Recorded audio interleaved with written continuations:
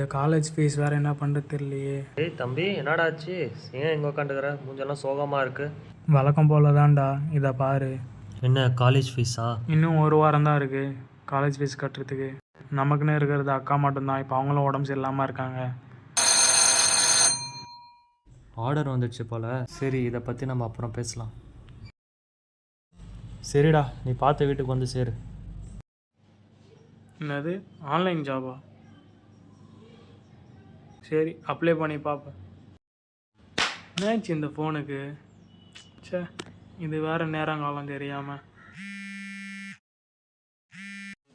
Hello, இந்த வேலைக்கு நீ தயாரா இருக்கியா? என்ன வேலைன்னு முதல்ல சொல்லுங்கள். வேலை ரொம்ப சிம்பிள். நீ எனக்கு பொண்ணுங்க போட்டோ அனுப்பிச்சனா நான் உனக்கு காசு அனுப்புவேன். சி, இதெல்லாம் ஒரு வேலையா? சும்மா இல்லை, ஒரு போட்டோக்கு 25,000. 25,000மா? ஆமா, இப்போ சொல்லு, நீ பண்றியா இல்லையா? இது சேஃபா? This is completely safe. நீ ஒன்றும் பயப்பட தேவையில்ல. அப்போ சரி, நான் பண்ணுறேன். குட் பாய்.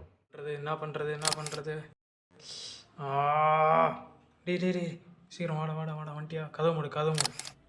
அது கீழே உட்கார். என்னடா ஆச்சு?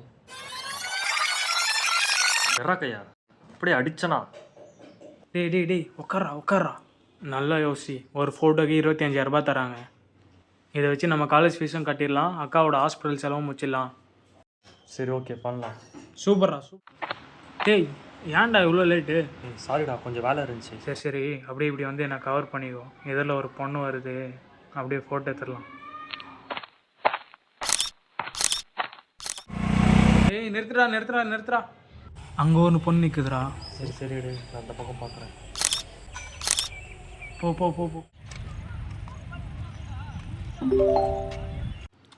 டேய், காசு அனுப்பிட்டான்டா. எங்கே காட்டு? டேய், சூப்பர்ரா. இது போதும்டா. அடி போட, அவனுக்கு கால் வருது பாடுறா. யாரா இவன் விளையாடும் போது? டேய், அவன் தான்டா பண்ணுறான். ஹலோ, எனக்கு உடனே 4 பொண்ணுங்க போட்டோ வேணும்.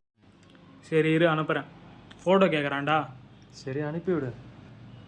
அனுப்பிட்டேன். இல்ல இதுல எதுவுமே நல்லா இல்ல. என்ன மறுபடியும் கால் பண்ணுறான்?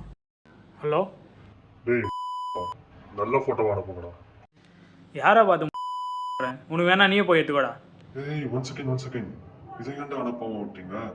Wow, beautiful. இதுக்கு எவ்வளவு வேணாலும் தரலாமே. எந்த ஃபோட்டோ சொல்கிற? வெயிட் நானே சென்ட் பண்றேன். டேய், இது நம்ம அக்காடா. போச்சு, எல்லாம் போச்சு. எல்லாம் முன்னால தான்டா. ஏன்டா இப்படி பண்ண? கையறா, எனக்கு எப்படா தெரியும் இப்படி நடக்கும்னு? காசுக்காக இப்படி பண்ணிட்டோமேடா.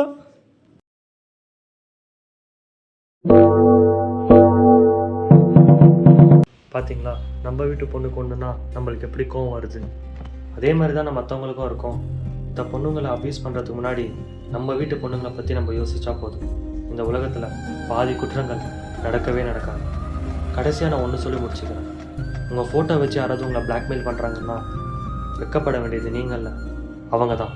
Stop cyber pulling.